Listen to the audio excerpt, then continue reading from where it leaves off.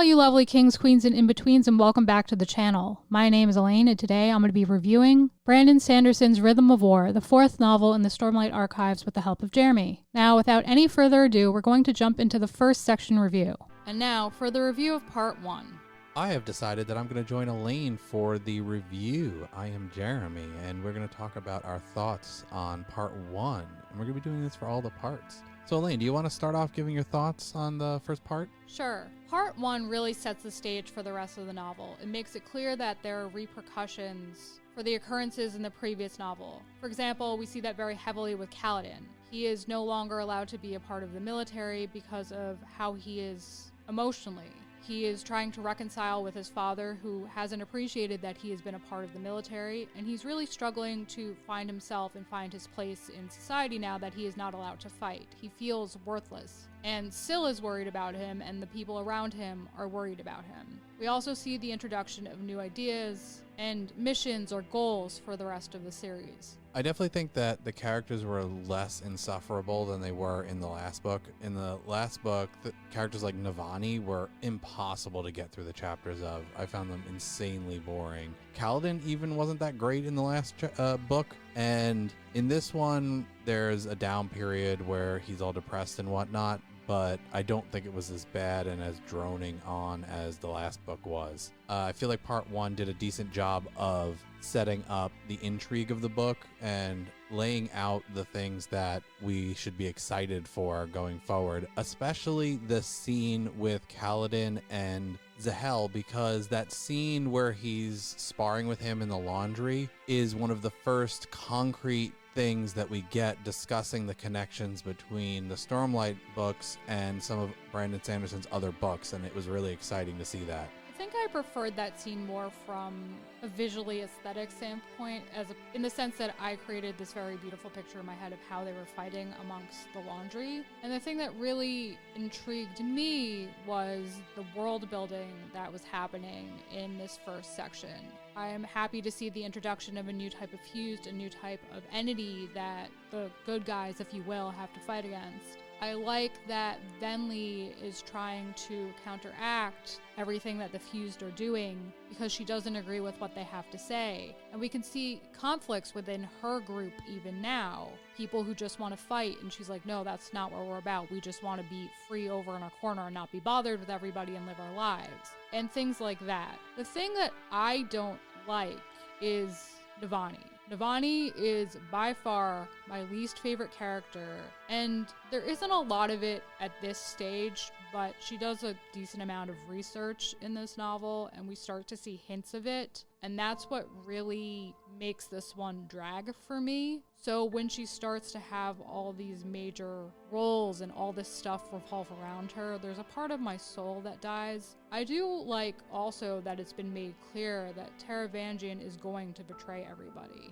I think because of how he's acted in previous novels, you could get a sense that this is how he was going to behave, but the clarity was a nice and interesting touch, because usually you want to keep secrets in literature to keep people engaged, but he just flat out came and said, this is the plan and this is what's happening. Yeah, this is more of a we know what's going to happen, we're waiting for it to happen to the characters. I think Navani is better in this book than she was in the last book, and there is definitely a lull, I think, in the middle of the book, which we haven't gotten to yet, where her research stuff is a little bit dull, but a lot of the world building and the science behind this world is done through her chapters, so her chapters are very important. And I think my biggest dread in this part was finding out that Shallan and Adolin were going to go into Shadesmar, because I hated the Shadesmar sections in the last book. Absolutely hated them. So I was worried that this was going to turn into that again, but I'm pleasantly surprised on how it went, and we'll discuss that when we get there. But in the moment, in this part, that was something that was worrying me and going through my head at the time. So overall, you think the book's off to a good start? I think it's definitely much stronger of a start than Oathbringer, but that's not saying much, because I think out of the 4 novels we have currently, the consensus is Oathbringer is the weakest one, and it dragged, and I know several people who just gave up on it because it was too much nonsense and not enough substance. Yes, I think the world building in this one was very organic in comparison to Oathbringer, where Oathbringer was an entire book of world building, basically. And now I want to take a little bit of time to review Part 2 of Brandon Sanderson's Rhythm of War from the Stormlight Archives. It's Volume 4. I think Part 2 is really an expansion of the stage that was set in Part 1. It's a continuation of those thoughts. It's diving a little deeper. And we can see this in a bunch of different ways. First, we see that the rift that has been driven between Lirin and Kaladin, his son, has widened. At first, Kaladin is a soldier, and his father has never liked that. He's wanted Kaladin to use his hands for good, for the betterment of other people, as a surgeon. But Kaladin had turned to war and to killing, and that drove a rift between them. And then things start to shift when Kaladin is forced out of the war, forced out of his military position, and forced to find a new way for himself, a new path, and he chooses to go back to his training as a surgeon. And then when the tower is breached and war comes to him and he fights, that final wedge is driven between them when Kaladin refuses to let the fused take Teft, the enemy take Teft, and he kills one of them, and his father refuses to go with him into hiding. Speaking on the dynamic between Kaladin and his family, it's probably my least favorite part of the book. I don't think it comes off as very natural because his father comes off as very stubborn to the point where it's almost not something that a normal human being would do, because it's obvious that Kaladin's trying, and despite what his father wants him to do and wants him to be, that's not who he is, and he makes decisions that are detrimental to himself, his family, to Kaladin, because he's just stubborn. And I don't really like the dynamic between them. I understand why it's there, because it has to be a portion of Kaladin's struggle, like his internal struggle, but I really could just do without his father in general as a character most of the time. I will say that Part 2 did a good job of moving me away from my fears of the Shadesmar plotline, because I was worried that it was going to be kind of like the last book, and I hated Shadesmar in the last book. But the interesting dynamic with Shallan trying to figure out the spy and the trial that was going to be happening that gets teased towards the end of Part 2 made me realize that this was going to be more interesting than just kind of aimlessly wandering from point to point like it was in the last book. And even that slower-ish chapter where Adolin agrees to do the trial is immediately followed up by the invasion of Urithiru, which is a really good chapter, and you start moving forward into that like lowest point for the main characters where they've kind of lost everything. They're in a position where they have no power, and it's a really strong follow-up to some chapters that were a little bit slower. There's definitely a lot of tension in Part 2. Part 1 definitely set the stage, and like I said, this really expanded on it. Now we have the good guys, if you will, divided. We have a group of people in Urithiru like Navani. We have Yasna off with Gav and Dalinar to fight a war where Taravangian, it has been teased, is turning on them, as was expected. And then we have Adolin and Shallan and a group of other people in Shadesmar. So there's really no core group, if you will, no communication between everybody. Everyone is divided, and on top of that, everyone is facing some seemingly insurmountable obstacle. Adolin was just captured by the honor spread, and he now has to face a trial. And I don't know if he fully understands the implications of what that means. I definitely don't think in this moment he understands the implications of it. I think it was a kind of a reckless decision that he made, because he's kind of wrapped up in, living up to his father's expectations and his own expectations for himself. And I definitely feel like it came off as reckless, but I think that's very consistent with his character and where his character is at this point. He's not the smart sibling. He's the fighty, pointy sword, stabby sibling. And then, of course, we have Navani back in the tower, who is now a captive. Kaladin's off in hiding. He, as I mentioned previously, is no longer on speaking terms with his family. He's just stuck with an unconscious Tef in Syl, who is not functioning the way she would normally be functioning. And then we don't really know what's going on with Dalinar and Yasna. We know that Taravangian has turned on them. They have ridden off to war, but we don't see the repercussions of that action at this point in the novel. And we know that there's going to be a lot of tension because it's it's teased now. We know that the span reeds are no longer working in Ur-Thuru because of the attack that was made on the tower, and communication is going to continue to break down and make everyone feel increasingly divided and presumably weaker and more stressed than they might normally when they can communicate with each other and help each other and understand what the others are going through.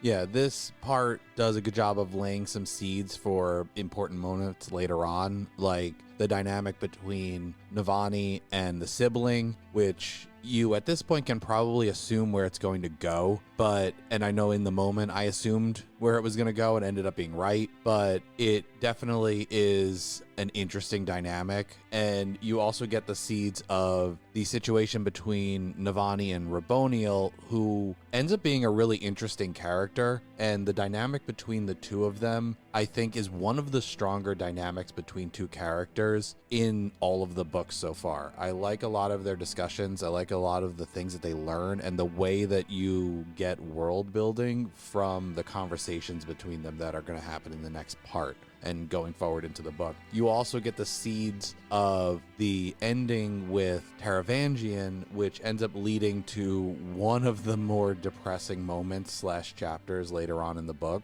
And, we'll discuss that when it happens. But he gets this moment of hope and kind of elation at learning what he learns in this chapter, and that turns into something later on. And it's a moment that goes really high and then later on gets really deflated. And I think it hits really hard because of how they set it up and how much they focused on building Taravangian as a character. I think he's definitely one of the more interesting characters in the series because he makes it clear that he's going to do a certain thing, but it also seems like he has a plan at the back of his mind that isn't being presented to us at the same time. And that's something I've always appreciated about his character. And the other thing I find interesting is that people know they shouldn't trust him and then they do it anyway and they're like, oh, we should have known. And it's like, well, you did. You didn't do anything about it, sillies. Well, it's kind of they were in a position where they didn't really have any choice to not help him because of the war situation that they're in and his position within his, segment of the world. And you get more from him in terms of what you were talking about, like the thing that he's kind of doing behind the scenes. You get more of that in this book than you got in the last book. I feel like he was not quite as deep in the last book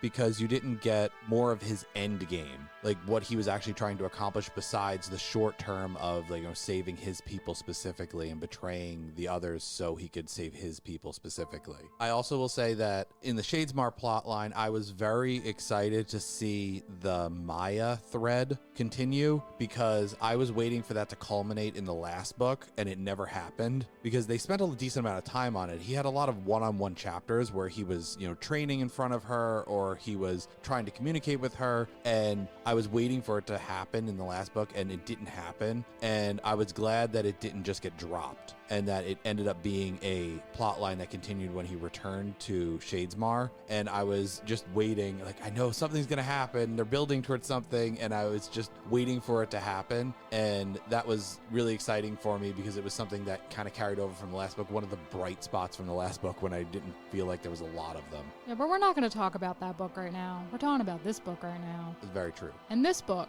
is better. I like the stage that is being set. I like all the tension that's arisen. I've liked, to an extent, how the characters are reaching lows so that they can develop and grow as people. But at the same time, I remember as I was reading it, it felt like a bit much. I was like, oh, we're back to the depressed Kaladin chapter. Darn it. I will say the depressed Kaladin and Kaladin in altered mind state is not as bad in this book as it was in the last book. I feel like Kaladin was borderline insufferable in the last book, and it made me hate him as a character. This one, I think he was a lot better, mostly because there was enough going on where I felt like we didn't have to wallow in it. I felt like in the last book, I know we're not talking about the last book, but I feel like in the last book, there wasn't enough happening plot-wise to make you be okay with with the fact that you were dealing with your main character just being a crappy character. And in this one, every chapter that goes on, there's something happening. There's important things being learned. There's plot that's happening. There's character moments that are happening. So you're not just sitting there wallowing in the fact that you don't like any of the characters and you don't like anything that's going on. I would agree with most of that. I do think that there is a part of me, though, that wishes it wasn't such a major focus, because we're also getting a lot of Shallan and her multiple personalities or personas, if you will. We're getting Adolin's self-doubt, his hatred for his father, his resentment, and Navani's, to an extent, we haven't quite gotten there fully yet, but quest to really figure out her own purpose and stand on her own feet as opposed to being associated with other people, which is something that was hinted at in the prologue. I will say the Shallan stuff started to get on my nerves, where she was doing the whole withdrawing into herself thing. And I don't remember, there was a term that they used for it, and they were constantly using that term, and she was just constantly withdrawn, and they were trying to like coax her out, the other personalities and whatnot. And that was kind of getting on my nerves. I'm looking at it from a hindsight perspective that I really like where it ends up. The last couple of chapters before that whole plotline culminates are really good, and I think the culmination and how it manifests is also really good. So I can look at it and go, oh, it was a really good through line, but in the moment I was kind of getting tired of it. Gotta take the good with the bad, Jer. That's true. So but I think sticking the landing can make you forgive a lot of things. I feel like, again, talking about the last book didn't stick the landing in almost any plot line. We don't mention the last book, Jeremy. We've spoken about this. I feel like Dalinar was the only one who got decent payoff in the last book, but everybody else kind of got shafted. So everything that you were kind of having to put up with, you never got a good culmination, so it didn't pay off. In this one, I feel like everybody kind of pays off. So regardless of the things that bother you in the moment, I think it's, it ends up in a good place. Now that I've taken the time to summarize part 3 of Rhythm of War, I want to take some time to give it a review with my bestest buddy, Jeremy. Hello. I think part 3 really highlights the plight of the humans and their allies. It shows how much communication has broken down, how everyone is divided in their own little part of the world with their own little pocket of people, and there's no connection for them to really support each other because they simply cannot communicate, and everyone is struggling with something or other. Yes, you get a lot of restrictions placed on the characters because of where they are, where they're located, and the systems that they've come to rely on, especially since moving to Urithiru, are no longer something that they have access to. I do like that in this part we get a little bit of like a training montage kind of thing, which I feel like we haven't gotten in a while, with Kaladin trying to learn how to use the Fabrial tool that Navani provided for him. It reminded me of early on when he was trying to use his powers, and I think Brandon Sanderson does a good job of explaining the nitty-gritty on how systems work and powers work, especially going back to things like Mistborn, and it was nice seeing that again. I think the only thing that was difficult with this section is that there was so much new information presented with the different forms of light and the different types of fabrials and how they all function, and a bit more of an exploration of Renarin's powers than I feel like we've gotten. We don't really see much of him. That it was kind of a lot to take in, on top of just how horribly screwed the human race is in this moment. They can't communicate. The Radiants, which really are their first line of defense, arguably, can't use their powers. They're all asleep. The Fused have taken over their stronghold. Taravangian's group has turned on them, and we've lost a lot of people. And I don't think necessarily that the information is misplaced. I think we started to need to delve into things a little more heavily, especially at this point in the series. But I think it was a lot to get at once, and that's what made this section difficult. Not only was it emotionally heavy in a way that the novel hasn't necessarily always been, or the series hasn't necessarily always been all at once, but you had to take in a lot. Yeah, I think they had to deliver a lot of information all at once because they didn't want to spread out Navani and Raboniel's kind of back and forth more than they needed to, because if you didn't kind of condense it into this part, then you would have had to stretch out the whole story to kind of make that plot line go along with the timeline that it has to go along, because everything's basically happening as the different chapters are happening. Like, it seems like you're kind of jumping back and forth, but it's roughly around the same time period with tiny little fluctuations in time. And in order to kind of get all of that information dumped out in this part, you even had to skip the Shadesmar plot. They didn't even go to the Shadesmar plot at all. And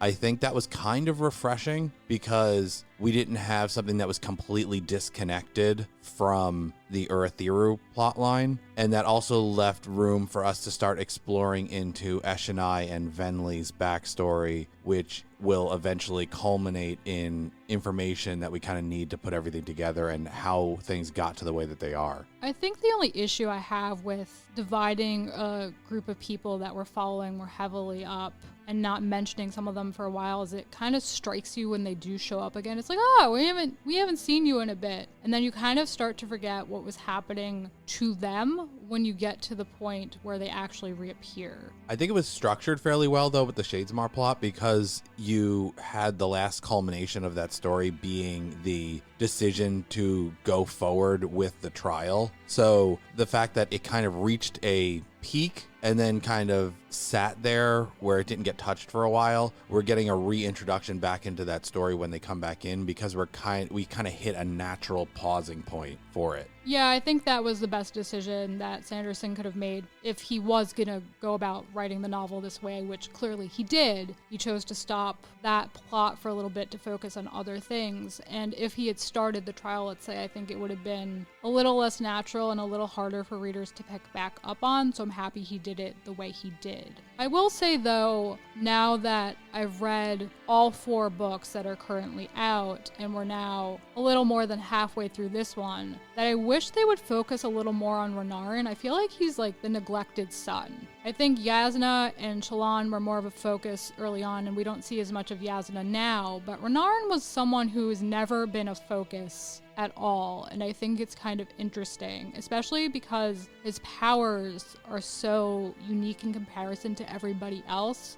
You can see shards of the future, possibilities of the future, but a part of me also feels like they're not focusing on it because his understanding of the world and Taravangian's are so similar, but they go about their approach of using the information that they have, as limited as it is, in very different ways. I do think that you're right in the fact that they're kind of comparing that character perspective between the two of Taravangian and Renarin. And once Taravangian's perspective isn't as much of a focus, I think we'll shift more to Renarin. I think right now, if we shifted too much on Renarin, it would almost be one of those situations where he's like, could potentially know too much information if we're in his head too often. It's like in the early Game of Thrones books when they stayed out of certain characters' heads, because if you ever went into like Littlefinger's head, if we had POV chapters for him, we'd know too much information. So I feel like having a like future sight kind of character, we already kind of have one with the diagram and Taravangian. Having another one probably gives us a little too much foresight on what's going to happen. And that transitions fairly well into I-9, the sword, which was the moment that I alluded to in our last review of part 2. And it's that moment at the end where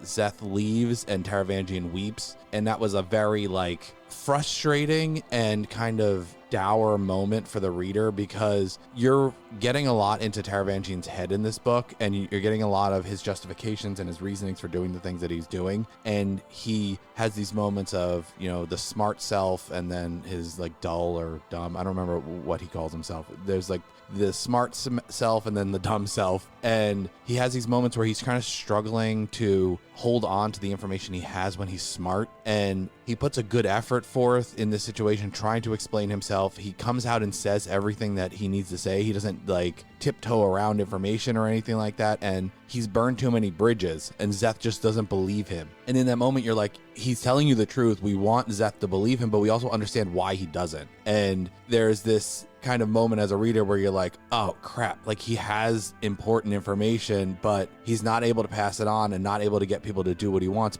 because of the bridges that he's already burned. So I think it's a really good moment for that character, because we've been building that character little by little over this book and into the previous book. It almost makes me question whether or not he truly wanted to betray everybody. Like, he's convinced that mankind is doomed, that man is going to fail, that Dalinar is going to lose, and there's no turning away from that. But in these tiny little moments, it seems like he's almost trying to redeem himself. He's like, well, actually, maybe I'm wrong, but I'm actually not wrong, but I might be wrong, so I might as well suggest that maybe I can be wrong. And it's kind of interesting. It almost makes you question everything he's saying to you. Like, we know as readers that what he has just said to Zeth is true, but it becomes easier to question whether or not the other things he believes about their current situation are true. Yeah, because I mean, we do get that conversation between him and Dalinar in the last set of like the last Taravangian chapter. I don't know if it was the previous one or the one prior to that, but where he talks to Dalinar and he explains to him is like, I knew you were going to lose. That's why I did what I did, even though there was a chance that you would win. So he's going based on the information that he feels like he has, and he is very stuck to that information that he feels like he has from the diagram. And I don't think as a person he morally agrees with the decisions that he's making. I just feel like he thinks he's making the best decision for everybody involved, especially his people specifically. And it's like that Doctor Strange moment where he's looking into the future and he finds the one outcome that they could potentially win, and he's like, this is the best way for us to salvage something out of this, so that's what I'm going to do. But he's also trying to potentially win the war and beat Odium as a whole. So he has good in him. You're seeing that. And I think it's interesting that he holds onto that thread, the larger thread, arguably, of negativity that they are going to use. Because I feel like a lot of characters, and yes, they're predominantly heroes, and I wouldn't necessarily describe Taravangian as one. When they look at those odds, it's like a Han Solo moment where they're like, oh, never tell me the odds. Like, there's going to be a way to win. I'm going to prevail in the end. And Taravangian is largely convinced that that's just not going to happen. And it's so refreshing to have a character like this who's just so convinced that they're going to fail and tries to make the best out of a losing situation, if you will, because we see the opposite so frequently. And it makes for such a complex character, which I think is why I'm drawn to him so much. There's so many layers to this character, and he progresses and complicates the plot in ways that aren't always clear as you're reading through until the very end of the novel. Yeah, I think Sanderson builds him very organically over the time that he's been in the story, and you identify with him more than you identify with most of the characters because he has a realistic outlook. He doesn't have the outlook of, like you're saying, a hero who's always like, we're gonna find something, we're gonna win in the end, it doesn't matter how the odds are stacked against us. He's practical and he's pragmatic, and he's approaching it from a perspective of someone that is like, I want to protect my people. This is the best way I feel like I can do that. And you also get moments, because you're jumping back and forth between the smart side and the dumb side, where this is not like a scholar or a tactical genius in those moments when he's dumb, because he comes off as a normal person, because he is trying to interpret information that it came from him when he was smart, but it might as well be coming from another person because it's information that he doesn't understand or have the recollection of. So we get to approach that information from a layman's kind of perspective.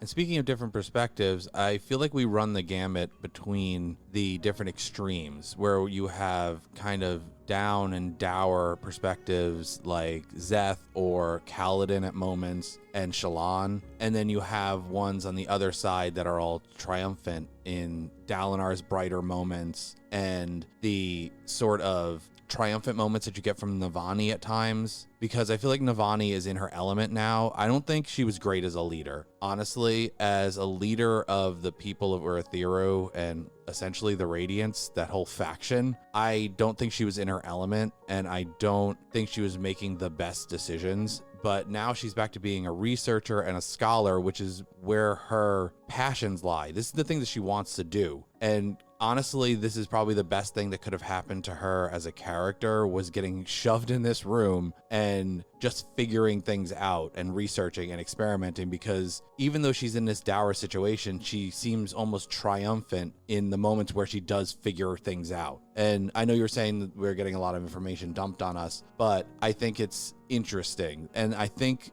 and having known where it ends up, the way that the information gets dripped out to us leads to a culmination that makes sense. And I think every little piece makes sense as it goes along. And I think that just speaks to the talent at world building that Sanderson has. I have to say, I don't enjoy Navani as a character. I don't enjoy the work she did and the like nitty-gritty detail that Sanderson went into in describing her work. But I would say it's realistic. Like, she comes up with a theory, she tests it, it's wrong. She comes up with a new theory, she tests it again, maybe it's wrong, maybe it's right, and she keeps adjusting. So there's a natural progression to how the information is revealed to us. But I would say that at times it was a little frustrating when we learn a thing, we're convinced, okay, this is the thing, and then before we know it, it's not actually the thing, and then we have to relearn information, because it can get a little confusing when you're told this, but then actually no, it's not this, it's this. Yeah, I definitely can understand that, but I think it comes from the fact that the information is being delivered to us by the characters who are organically figuring it out as they go along.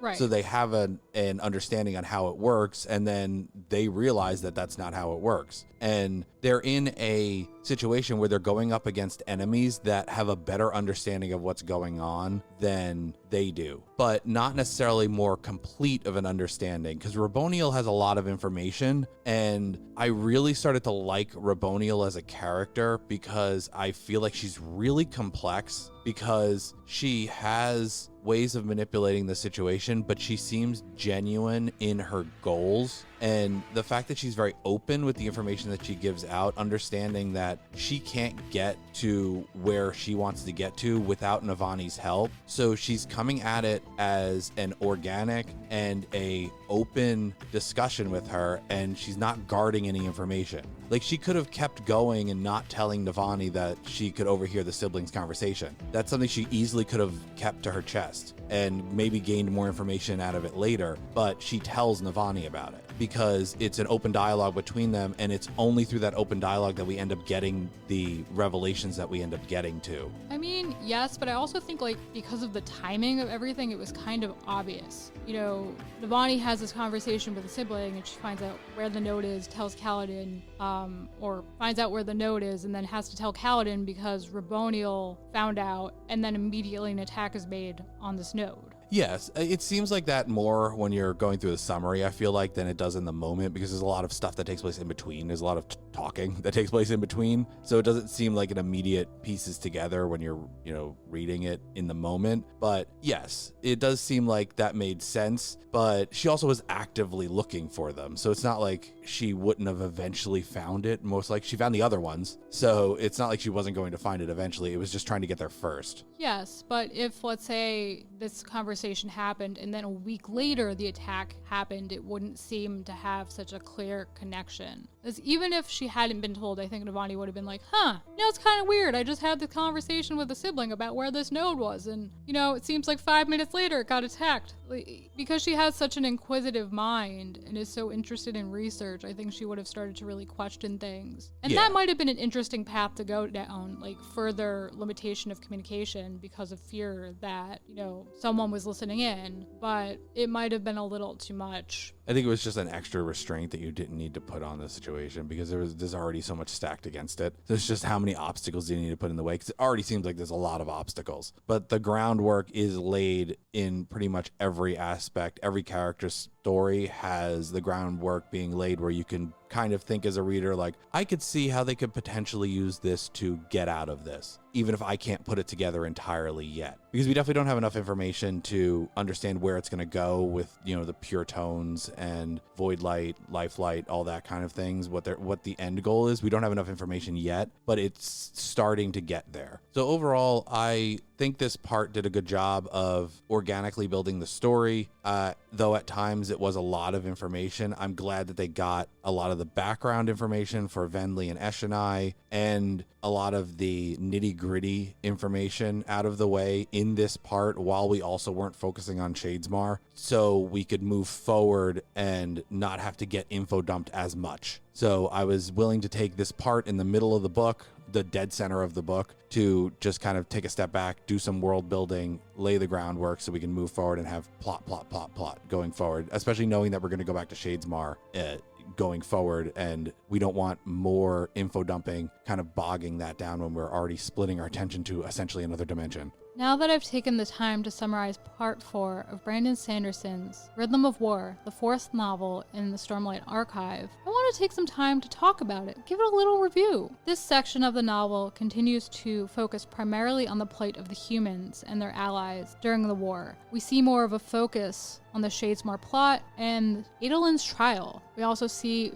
Venli trying to break away from the Fused and meet up with her people, the remnants of those that she left behind, and feels like she doomed. Even though she doesn't feel like she can redeem themselves, or rather herself in their eyes, she wants to be with them again and see if her mother is alive. And I think there's something beautiful in the way Venli is portrayed here. I remember not really enjoying her chapters as much as I had in the other books. But I think looking back on it now, I like how she's starting to realize that she's made mistakes, that she is not as selfless as she wants to appear, that she has longed to step out from behind Eshonai's shadow, to make a name for herself, to find power, and that everything she was doing wasn't for the benefit of her people. Yeah, sure, some of the things she was doing might benefit them in the long run, but really she wanted to do these things for herself. I like that we're getting to see a lot of growth in our characters as they overcome some sort of emotional trial.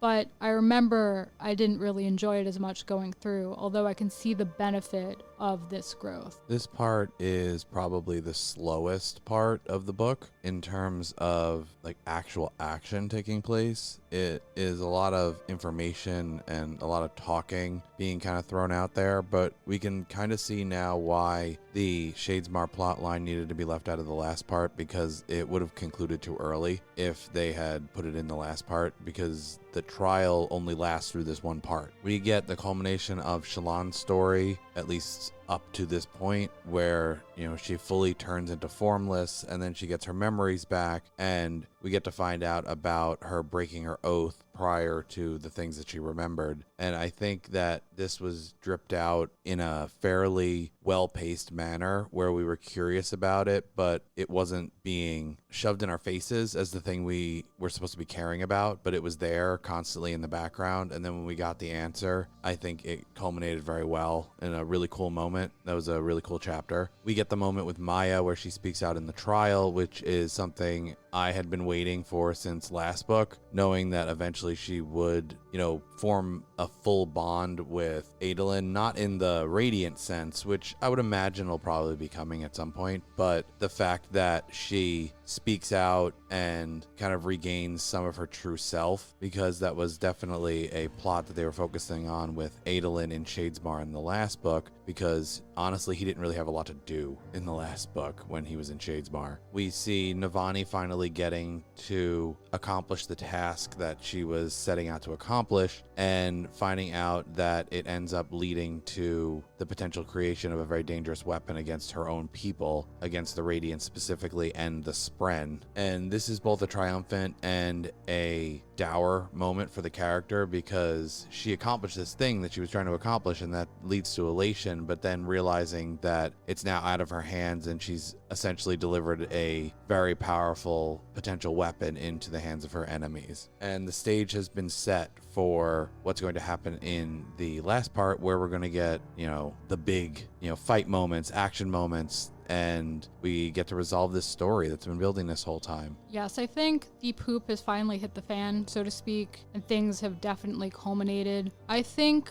the interesting thing about Shallan at this point is she realized she's been using these personas to protect herself, and Vale was really the shield from her memories. But it's been a while, so I might be wrong. I think that her history has been hinted at in the previous novels over and over again, that she had a hand in both her parents' deaths, but the details have slowly been building, so we get more of a distinct picture each time she calls back those memories, each time she takes the time to think about them. And I think this is the first time, perhaps, that it has been made distinctly clear that she is bonded to a Spren before that isn't Pattern. I think it was hinted at previously, but now it's very clear, and it seems like that same Spren is the one that Adolin met in Shadesmar during their current travels, the one that was brought out during the trial. Yeah, that information has been thrown out there and alluded to, but this is like our confirmation that that's actually the case. And I like how Taravangian gets left off in this part where he's trying to figure out his next steps, and now he is in communication with Shah Nat, who has kind of been in the background throughout the whole story and, you know, dribbling things out there and, you know, touching the plot here and there, but never being a driving force. And we also get more talk about the Night Watcher, who also has had a hand in a lot of things that ended up leading to the plot being where they are, and learning more about the Night Watcher and the things that come from visiting the Night Watcher. And another mention again of Nightblood. Nightblood is the big tying force between the Stormlight Archive and the other Cosmere books, because Nightblood is originally from Warbreaker, which is a standalone, not standalone book by Sanderson, and it getting brought into this book series was something that I was really interested in because I thought it was really cool in that book. And you're getting a lot of tie-ins between specifically Warbreaker and the Stormlight Archives. They're seemingly the most tied together when it comes to the concepts that are getting talked about. And I like that. I like the whole Cosmere concept of tying things together. I also just like the sword in general. I'm pretty sure that we're referring to Zeth's sword here, and it has a very distinct kind of quirky little personality that I appreciate. The other thing that really interested me about these chapters was that we got this little thread dropped when Maya spoke at the trial that the Spren had chosen to destroy their bonds and destroy themselves because it was a better fate than something else. And we don't know what that fate is. We don't know what was more terrifying than essentially death to force them to make this decision. And I think as humans, which are often inclined in our cultures to fear death and to fear the end and that unknown of what death is, trying to imagine what this can possibly be is very difficult and almost unnatural to try and call up. It's very hard to imagine something worse than that fate. And there's a part of me that fears that whatever it turns out to be won't live up to our expectations of it. Like, this is the most terrible thing imaginable for most people, and now you're saying there's something worse than that. What can that possibly be? Yeah, it's going to be difficult to stick the landing. It always is. But given that we're only halfway or so through the intended length of the series, I think the series is supposed to be 7 books. There's a lot of time to build towards the culmination that'll be the eventual end of the series. But I also feel like we're almost at kind of how bad things can be. So for us to have multiple more books of building and building and building towards an end, it kind of makes me wonder like where we're going to go, considering we're already essentially fighting a god. I guess we're just gonna have to wait to find out, Jer. Yup. I want to take some time to just talk about it. This mass of a novel, this tome that is finally concluded with a whole lot of drama. I think the first thing I'm going to comment about is my sadness over some of the deaths in this novel. There's a part of me that's very happy that Sanderson is one of those authors that just doesn't give a darn and will actually kill off characters, but he always kills off the ones I don't want to die and keeps the ones I don't like around. Like when my boy Rock died, I was a very sad panda, and then he killed Teft. Raboniel was growing on me, and then he didn't kill Navani. I'm still salty. When she bonded with the sibling, I genuinely wanted to throw my book across the room. I probably would have broken something because it is a massive book, but it would have been worth it because Navani makes me want to scream. I think it's good that Sanderson is willing to kill off characters, and he picks good times to kill them off because they're the times that have the most emotional impact, and they're used to further the story. And in a lot of cases, they're used to further Kaladin, because we've had a couple of scenarios now where he advanced to the next level of words based on somebody dying. And I really like the culmination of his story and how we were left wondering what the words were going to be for him to move on to the next stage. And I think there was no other set of words that they could have fell on that would have meant as much to the character as these did, because Tien's death was something that has weighed on him since we first were introduced to the character, and his feeling like a failure and that general like depression and miasma and that feeling of uselessness has kind of floated around him for as long as we've known this character. And for him to finally let that weight go, that weight off his shoulders, allows him to soar, and it works on a thematic and a visual level because it's like him dropping all that weight that's been holding him down, and now he can soar in the sky.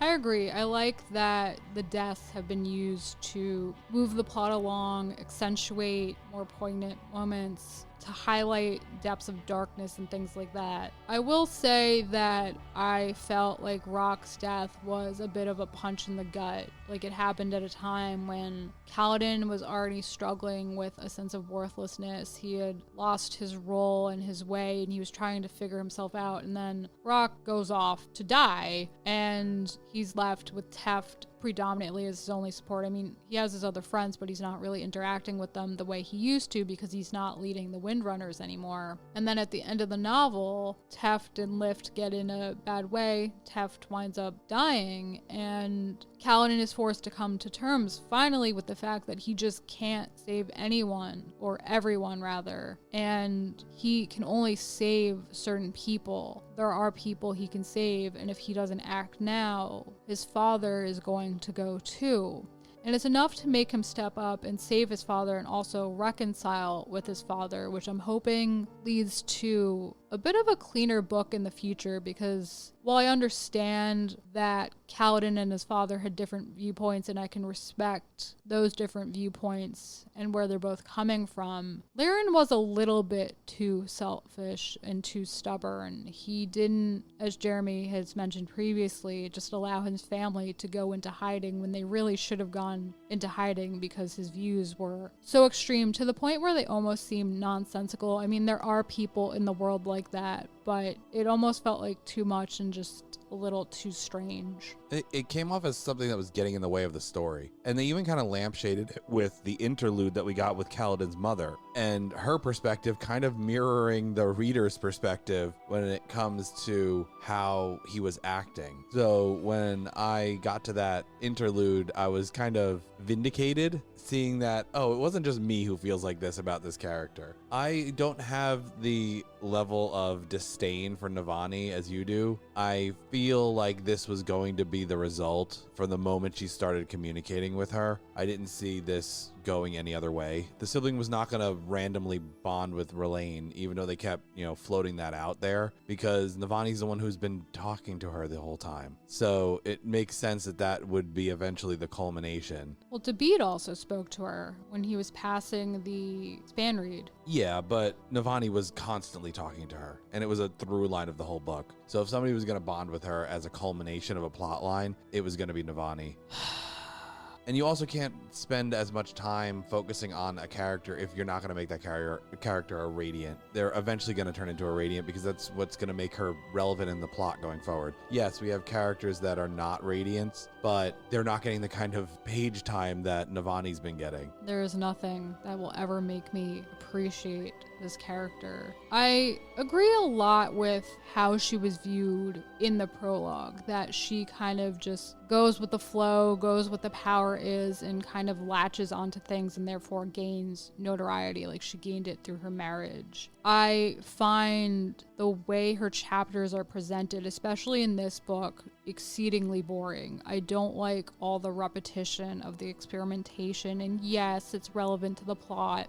And there was a big discovery made that could change the tide of the war. And I can respect that as a plot point. I just didn't like how we got there, and I don't like her personality in general. I find her positively insufferable. I honestly think a lot of the personalities of the characters kind of blend together after a while. I don't think that Sanderson, outside of a handful of characters, writes characters that are very different from each other. Wit is probably the most different character that he writes, and that is just because Wit is, I want to say, a self-insert character, because Wit is the character that goes through all of the Cosmere books, not just the Stormlight books. And, Wit is exactly what his name implies, and that is witty. But I feel like most of the other characters have very similar personalities in terms of how they talk, and I think that is a product of this series more so than other series that I've read of his because of the way that the society is here, that everybody's very samey. Everybody kind of lives up to the same social constructs and things like that, outside of like moving around them every once in a while. Like Lift is a little different from some of the other characters because of her upbringing, but I definitely feel like there's only a handful of characters that really step outside of the boxes that Sanderson kind of writes them into in this series. I think there's certainly a lot of similarities between his characters, especially in terms of speech patterns. We see some differences with characters like Lift and Rock, for example, but I wouldn't describe them as the same. I think, for example, if we were to take Shallan and Kaladin, they're both Radiants, they both have dark pasts, they both have things that they're struggling with. Kaladin just deals with it in a more traditional depressive way, while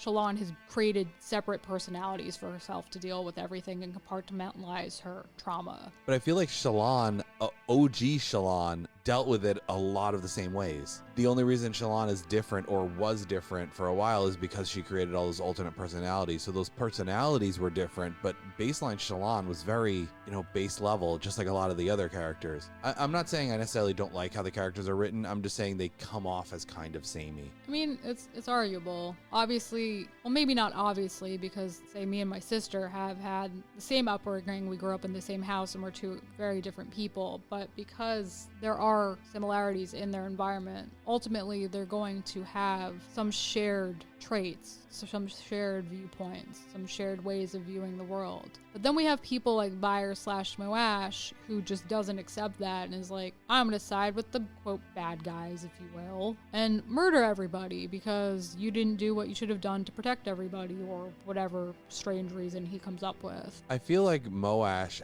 has to end up being the champion unless they're going to introduce another character in the next book. We're 10 days away from the contract or the contest of champions by the end of this book. I don't see there being enough time to introduce another character to become the champion. It's got to be Moash. He's blind now, though. Would New Odium, which is also very interesting, I think having Taravangian ascend and become a god was an interesting choice, which we can talk more about momentarily if you'd like. I think that worked very well for Taravangian because he was kind of always looking to go beyond his restrictions and looking to have the power. They say it right in the chapter, looking to have the power to save his people, and now he does. But they kind of leave it on his chapter at the very least, or his portion of the chapter, they kind of leave it on that he's going to, be better than his predecessor, and he's not going to be controlled by the power. But that feels like it can't be the case, because if he ends up not getting ruled by the power, or he ends up just being, unless he just,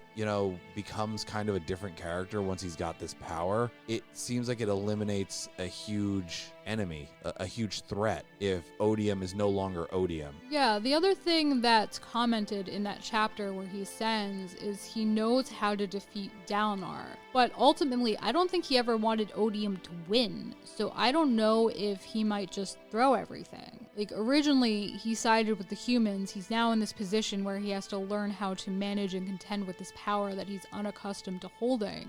But he was never really on Odium's side. He just did it because he thought, hey, this is better than probably losing. In fact, almost definitely losing. So let's just do what I can and make a crappy situation slightly less crappy. Yeah, the thing that I can think about it in terms of the grand plan is once he gets the power, he sees the grand war that's going on. Essentially the conflict, the Cosmere level conflict that's beyond Roshar. And maybe he realizes what Odium was trying to express, that Roshar was only the training ground and this was only kind of a stepping stone to get the ability to go out and interact with the greater Cosmere. I haven't read pretty much any of the straight Cosmere books that deal with the larger thing, so I'm not exactly sure how that is. I plan on getting into them. I own them. But if he now takes his power and realizes maybe Odium had a certain level of, rightness to what he was trying to do, and that he still needs to accomplish the goals that Odium was trying to accomplish before he can,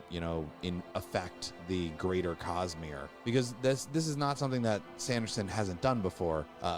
Kind of spoilers for Mistborn, but the Mistborn series has the Lord Ruler, and the Lord Ruler is the main bad guy of the first book, but it's found out that he was actually, doing the things that he was doing to kind of of stomp out and prevent a greater threat. So this is not necessarily something that's foreign to Sanderson. I guess we'll have to see where he decides to go with it. There's a part of me that kind of hopes Taravangian throws it, but at the same time, I kind of just think for Dalinar's development, it might be better if he doesn't and he feels like he's actually taking part in a contest. I think it might be interesting to see Taravangian struggle even more with the corruption of the power on his system, fight, his human instincts, which is protect the other humans down on what was his Earth or Roshar, and the cravings that Odium has for sheer chaos. What do you think about the final, the epilogue? I really loved and hated the epilogue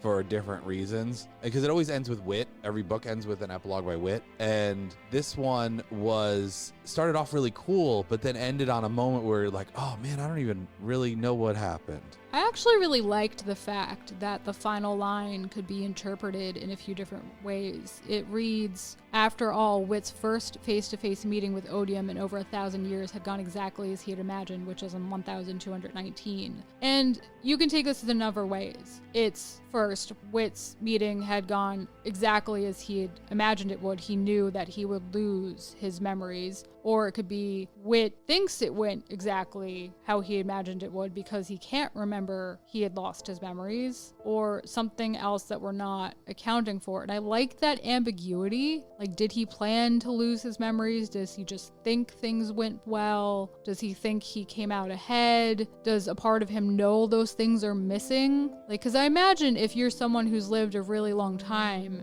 and you're just kind of thinking back on your life one day and then you realize you can't draw up those memories anymore, you might know there's a problem, but it's unclear as to whether or not that's how this worked for him. Yeah, I think part of me was frustrated with it because I know it's not going to get answered right away. I knew I was going to have to wait for the next book, and I don't think it's going to get answered immediately. It may get answered in the epilogue of the next book. If I were going to predict something, we might get a definitive answer on what that line meant and the result of him playing around with his memories in the epilogue of the next book, because I assume it's going to be a Wit epilogue again. And I think that's just a long time to wait because you have to go through the whole story. Every time we get a Wit chapter, we don't know if he's being manipulated. We don't know why he's doing the things he's doing, because that ambiguity was always there with the character, but now it's going to be even more so. And I assume that this Odium that he met with was the Taravangian Odium. Yes. So this is a new version of Odium, and I guess that's probably why he was actually able to notice this thing that the other Odium hadn't known about, because he's looking through new eyes. Yeah, I think if I had to guess, I would say that this is the Taravangian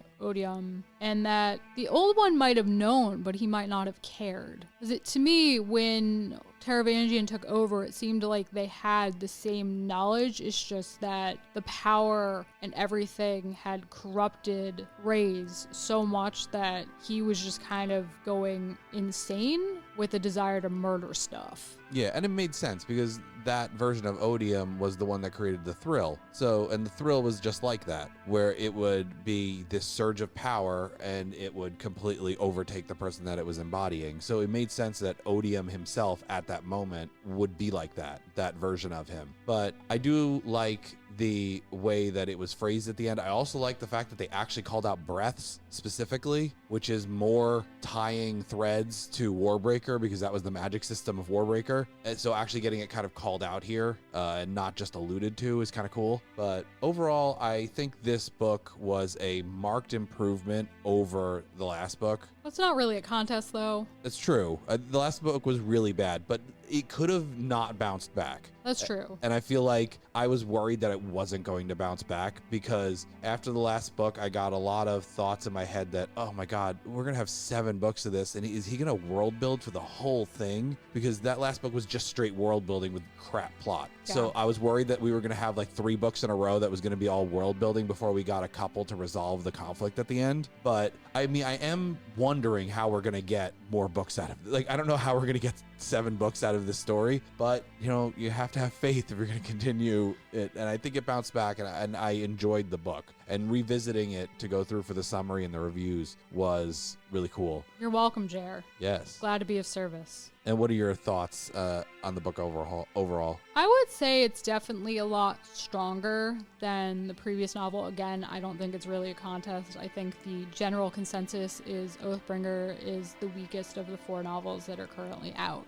I don't think I liked this one as much as A Way of Kings. I think A Way of Kings was probably my favorite because it focuses on Kaladin a lot more before he starts getting like super depressed, and I liked that element of him trying to figure things out, which yes, they're doing that here, but there was something about the way that it was done there that I appreciated a lot more, probably because it didn't have the like scientific classroom experimentation kind of thing they had going on with Navani, which doesn't appeal to me. Yeah, I mean, I think we just have different ways of liking how our magic system is explained, because I like this trial and error, learning it out organically kind of thing. Like a big series that I really like are the Cycle of Galand books, and they do the same thing. When he learns a new thing or he sees a new thing, we will spend sometimes multiple chapters of him going, oh, let me try this, and it failed. Let me try this. Oh, I got a little further. Oh, let me try this. It failed again. And I like that because I like it being organically built out. I think if I were going to power rank the series so far, I would say Words of Radiance is probably my favorite, followed by this one, then followed by Way of Kings, then followed by Oathbreaker. We can agree Oathbringer is at the bottom of the yes, pack. It's a huge gap, I think. I don't know if another book in the series could be as bad as that one. We'll just have to find out, won't we? Yes, we will find out. And hope that there is nothing as bad as that. Yes. Or anywhere close. I hope that stays at the bottom.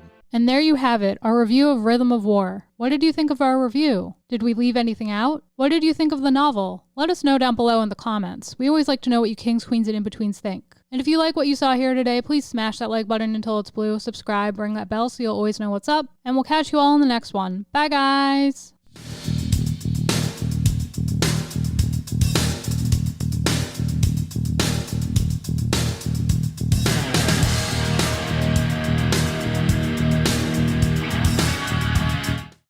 Hi, Tisha Valenza, aka Poison Ivy, and you've just been watching King's Entertainment Reviews.